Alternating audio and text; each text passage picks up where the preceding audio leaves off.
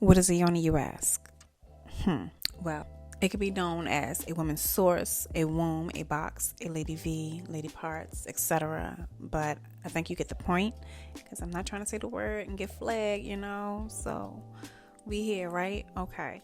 So on this channel, when referring to our little lady down there, we will use the word yoni.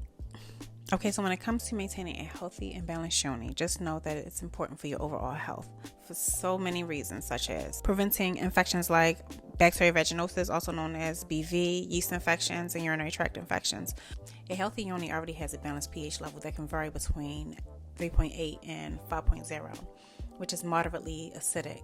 So disruption in this balance can lead to conditions like I mentioned before, or issues like itching, burning, and discomfort that can impact your daily activities and your overall well-being.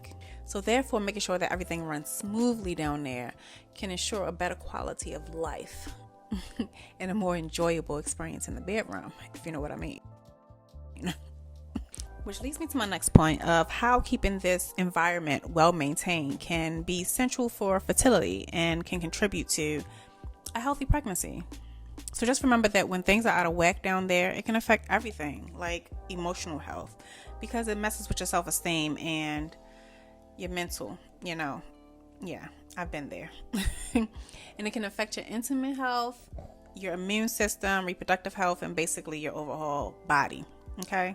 But that's why it's so important to be aware of your body and know your body and learn it and practice good hygiene, incorporate healthier foods into your diet, and of course seek medical advice if you're feeling discomfort or issues going on down. And of course, make those annual GYN appointments. Okay. All right, ladies, I'm Danielle, your guide to maintaining a healthier and balanced yoni through your diet and other practices. Welcome to my channel, and I pray you leave here feeling inspired and empowered to make some lifestyle changes and do it for your yoni. See you in the next video. Peace.